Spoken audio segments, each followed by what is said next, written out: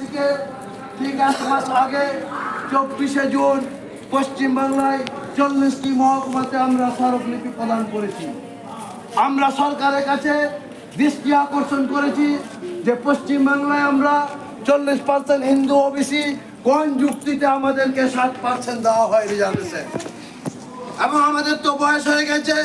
ছোট ছোট বাচ্চাদের সার্টিফিকেটগুলো নতুন করে বলা হচ্ছে রিভ্যালিডেশনের নামে আমরা কেন টাল বাহানা হবে।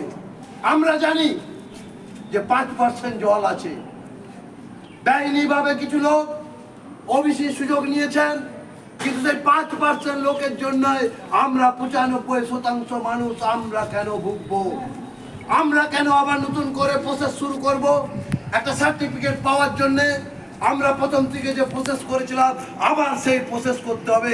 একটা সার্টিফিকেট বার করার জন্য বাচ্চার গার্জেনদের জুতো সোল হয়ে গেছে। 2 বছর থেকে 3 বছর বিডিও অফিস থেকে আরম্ভ করে এই কাগজ থেকে আরম্ভ করে সেই কাগজ থেকে হিয়ারিং করতে করতে আমাদের জীবন্তিত হয়ে গেছে।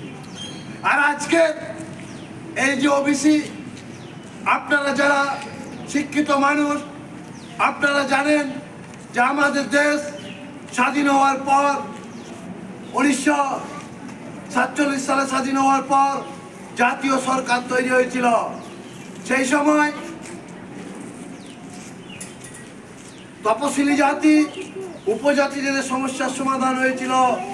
আমরা যারা ওবিসি, বিশেষ করে গোয়ালা সমাজের নেতৃত্বে সেই সময় তারা প্রশ্ন তুলেছিলেন সরকারের কাছে, জাতীয় সরকারের কাছে, যে আমাদের ওবিসির প্রশ্নের মীমাংসা কি হবে। এবং আপনারা জানেন 1951-52 সালে দেশে সাধারণ নির্বাচন অনুষ্ঠিত হয়। নির্বাচন অনুষ্ঠিত হওয়ার পর আমাদেরকে একটা লেভেন চুজ ধরা হয়েছিল। 1953 সালে কাকা কালকের নেতৃত্বে একটি কমিটি গঠন করা হয় যে ওবিসিদের সমস্যাগুলি দেখা হবে। কিন্তু এই ব্যবস্থায় এই আমলারা এক শ্রেণীর মানুষ যারা কখনোই চায় না ওবিসিরা তাদের সামাজিক, রাজনৈতিক এবং অর্থনৈতিক অধিকার পাক। তার কারণ হচ্ছে একটাই, আমাদের দেশের ওবিসি সংখ্যা হচ্ছে 54%। ওবিসিদেরকে যদি রাজনৈতিক অধিকার দেওয়া হয় তা দেশের চাবিকাঠিটা ওবিসিদের হাতে চলে যাবে, বিশেষ করে গোয়ালাদের হাতে চলে যাবে। এবং সেই কাকা কালকাস কমিটি একটা কথা বাংলায় প্রবচন আছে যে গোয়ালারা ছাড়বার পাত্র নয়।